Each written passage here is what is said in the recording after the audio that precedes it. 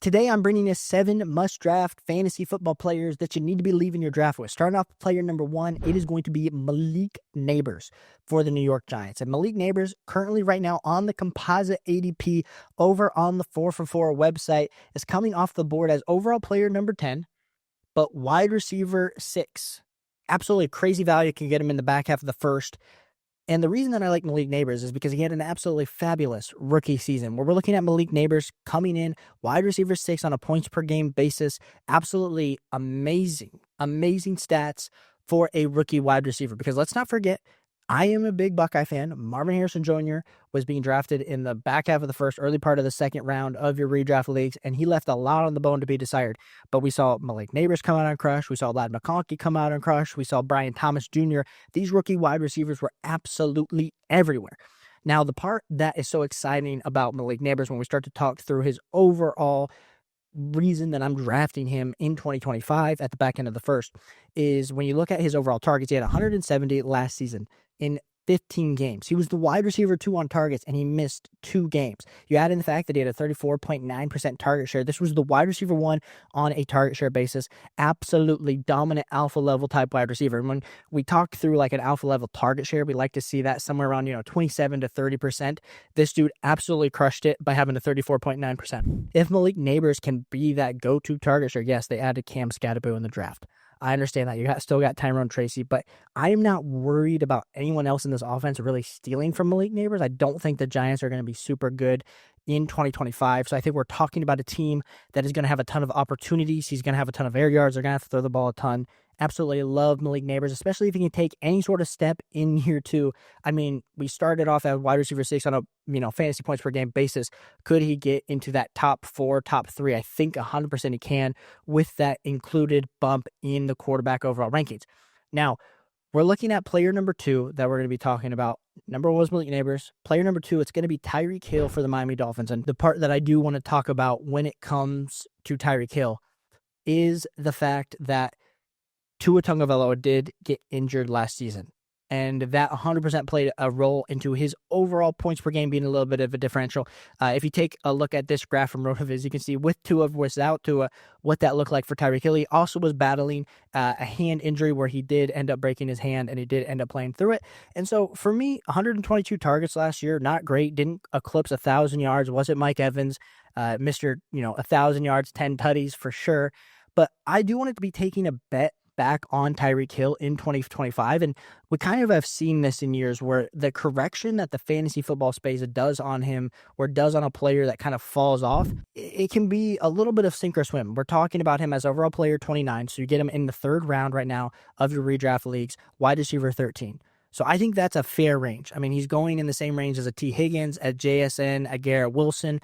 I understand that could be a little bit hard for us to pull the trigger on a wide receiver that we just kind of saw go down, and we all know Father Time is undefeated. So could Father Time have absolutely got Tyreek Hill last year? Potentially. But the thing I want to add in is Tyreek Hill has so many baby mamas. This guy is 100% going to be having to play and be motivated because he cannot let his NFL career come to an end. Like I said, I know this is no joking matter, but it's kind of a little bit serious if you actually consider the fact that really his speed, nothing around that has gone down. We all saw the crazy 100-meter dash that he just did where he still looked super explosive even at his age. So add him back into a Mike McDaniel offense. Of course, Darren Waller gets added into the situation with Jalen Waddle, with Devon Achane in the backfield. I just think this offense is going to really have to carry this defense because we see Jalen Ramsey get traded out of town. What is this defense going to look like? I don't know, but they're going to have to put up points. And I think assuming that Tyreek Hill, I'm not saying he's going back to being wide receiver 2 or wide receiver 3 on a fantasy points per game basis, but I think at the very least, we're talking about him probably bouncing back into that wide receiver 8 to 9 territory at the worst. And then there's still the upside that maybe he regains form and turns into the Tyreek Hill of old. And so I understand it's a little bit of a risky pick with his age, but I am totally hitting the draft position in early round 3 when I see Tyreek Hill's name come up on the board. Now, player number 3 that I am drafting everywhere, it's another oldie but a goodie. It is going to be Mike Evans for the Tampa Bay Buccaneers. And Mike Evans, same thing. He is about to turn 32 years old. And I think people are less worried about Mike Evans than they are of Tyreek Hill just because we've seen it year after year. But people are still worried about Mike Evans, and he's fallen all the way to wide receiver 20 in drafts. what's crazy about Mike Evans continuing to fall this way is it's purely based on age. It's purely based on us being like, when is Father Time going to catch up? Because if we look, let's just look at the last 3 to 4 seasons of points per game here for Mike Evans. 17.2 points per game in 2024 was the wide receiver 10. 16.6 in 2023, wide receiver 10. Wide receiver 13 in 2022 with 15 fantasy points per game. And then 16.4 wide receiver 10. So this dude just hovers around wide receiver 10 to wide receiver 13. So he's a low-end wide receiver 1, a high-end wide receiver 2 at worst. And we are now just pushing him down the board because we're assuming that the legs are about to give out, that those hamstrings that he continuously plays through, or that something in the situation change, like Liam Cohen being gone, but he still has Baker Mayfield. He produced stats with Baker Mayfield. We have the reports of Chris Godwin not actually being fully 100%, having to have another surgery. Of course, there's the great reports coming out of camp of Emeka Egbuka and how good he's being as a rookie wide receiver. But, I mean, we know what we're getting with Mike Evans. And sometimes fantasy football is, yes, about finding the sleepers. It's about finding those cost-effective boom-type guys. But we know Mike Evans can boom. I mean, listen, he's won me some championships in Week 16, Week 17 in previous years because of some major touchdown games. So I want you to be still considering Mike Evans. I understand I just listed off 2 guys that you're like, Caleb, oh my gosh, Tyreek Hill, Mike Evans, one of those guys going to fade out of the league. It's probably soon. Father Time's probably approaching. But when you're in that 3rd to 4th round range of your draft and you've already hopefully drafted the 2 core cornerstone pieces and you're able to add a guy like a Tyreek Hill who was just going to the first last year, or a Mike Evans who's been in the 2nd or 3rd round of redraft leagues, I just think that's incredible value that you need to be taking on your overall team. Now, the next guy we're going to be talking about drafting, and this is, of course, my 4th player, it is going to be Omarion Hampton for the Chargers. And Omarion Hampton is sliding in right now over on the 4for4 composite ADP as RB 18, overall player 47. And I think a lot of worry with Hampton versus some of the other rookie running backs was just like, hey, how much work is he actually going to be getting? Because the Chargers also signed Najee Harris. Well, Najee Harris had that accident where he kind of shot a firework, or somehow a firework got in his eye, and people are wondering how that's going to impact his overall time. Well, the benefit to that happening for Omarion Hampton is now he's able to run with the ones in camp. And let's not forget, Omarion Hampton, 1st-round drafted running back. We're talking about incredible pedigree in a Greg Roman, Jim Harbaugh offense that loves to run the ball. Give me this guy that has absolute league-winning upside, because even if Najee Harris was healthy, I think this draft position is 100% worth it, because you know that there's a good chance that Omarion Hampton, sure, Najee Harris might start the season. Najee Harris might be the thorn in the side to Omarion Hampton early on.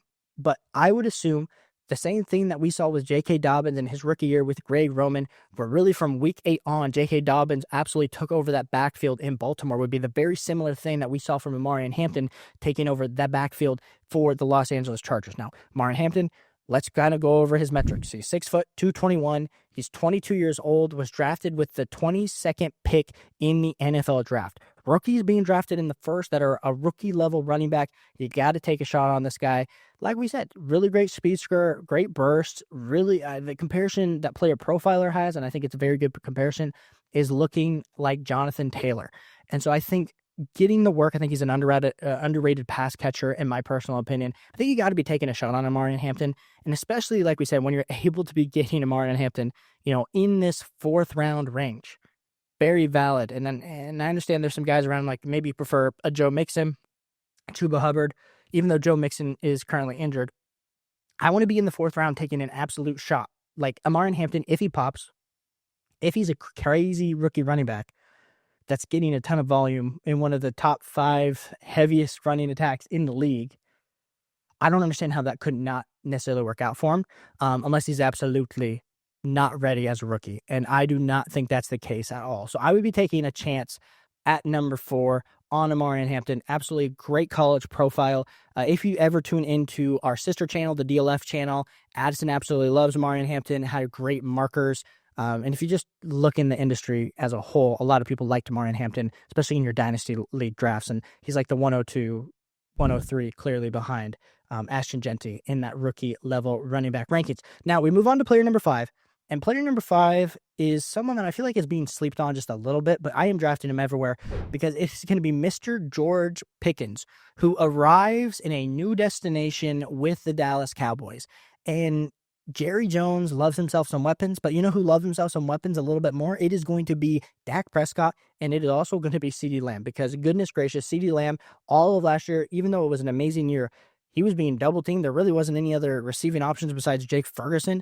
And so add in an elite level, I guess elite level is maybe a little bit too much, but add in like maybe the best wide receiver since Amari Cooper that CeeDee Lamb has been able to play with. I'm really excited because he's going off the board as wide receiver 29, overall player 60. And when you look at George Pickens from his perspective of like last year and the years before, this dude has kind of always been a little bit overdrafted. Wide receiver 35 last season on a points per game basis with 11.3, 12.3 fantasy points per game the year before that, wide receiver 36. And then, of course, his rookie season put up 9.8 fantasy points, was wide receiver 48. So really, last 2 seasons has been just kind of a glorified wide receiver 3, which you can kind of get that production a little bit later. But the thing that we do know is that the Dallas Cowboys are absolutely going to have to throw the ball. Look at that backfield. We got Javonte Williams. We got Jaden Blue. Bad reports coming out about Jaden Blue. We got Miles Sanders.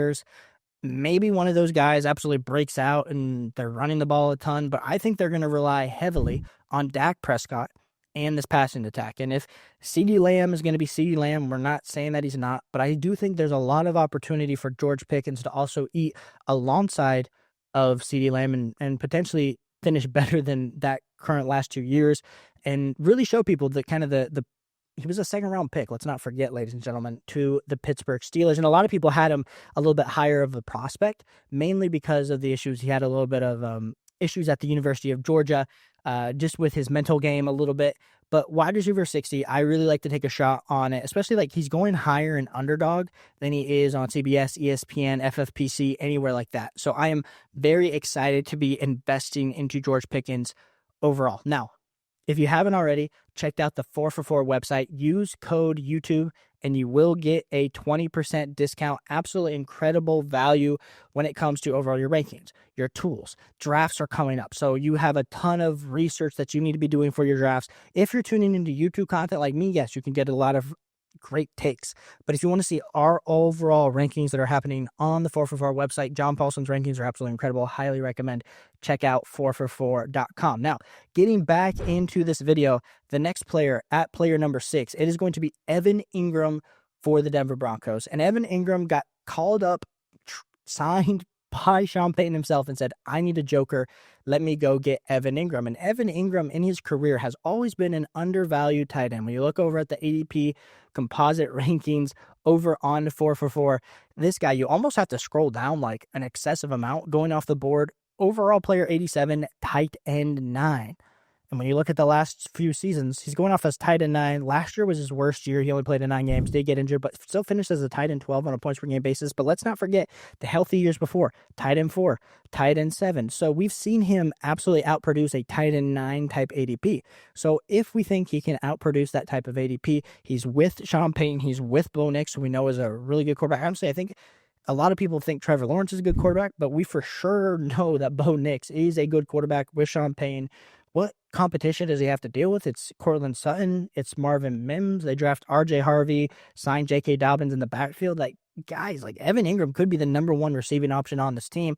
And when we're talking about the tight end landscape as a whole, if you miss out on those top 2 guys, the Brock Bowers, the Trey McBride, being able to go get a guy like Evan Ingram is going to be super exciting. So I do want to be taking a shot on Evan Ingram in my fantasy football drafts, especially if I'm able to wait. Like we said, like we're talking, we don't have to draft a Trey McBride or a Brock Bowers in round 2, in round 3. We're able to wait all the way to pick 87, round 8, round 9 to take a shot on a tight end. So I definitely like the Evan Ingram landing spot. Now, let's not forget, a little bit of worry with Mike Evans and Tyreek Hill with age. He is also about to be turning 31, but tight ends, we've seen Travis Kelce still out there running around at age 35.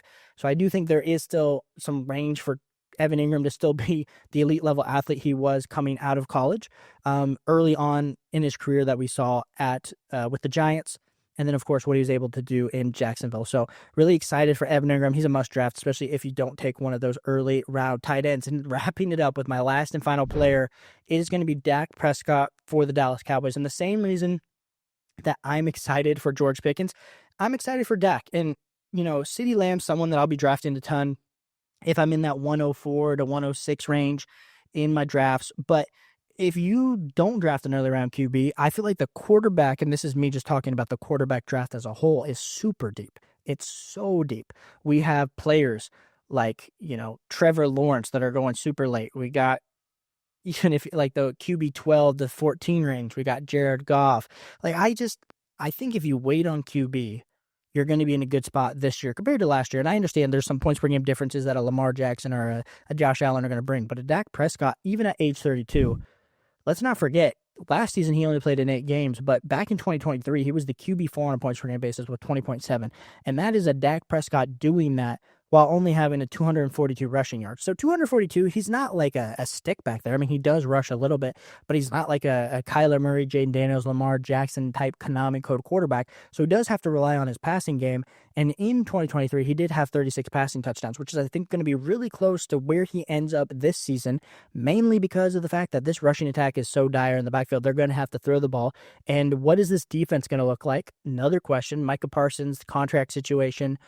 I'm excited for Dak Prescott, and I don't know how the new head coach is going to end up looking for Dak Prescott, but what I do know is Lily, one season removed for a 20.7 fantasy points per game season, is a guy that I want to be taking a high investment in. Now, when you talk about his injury that he did have last season, he did have that hamstring tear. So how is that going to recover into this year? I mean, all systems are go for Dak Prescott.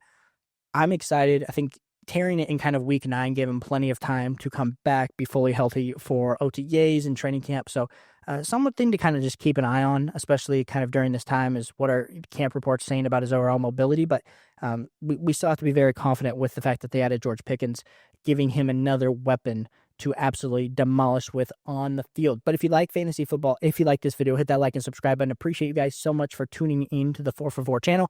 We will be putting out way more content this next week. So appreciate you guys for tuning in, and I'll catch you on the next one. Peace.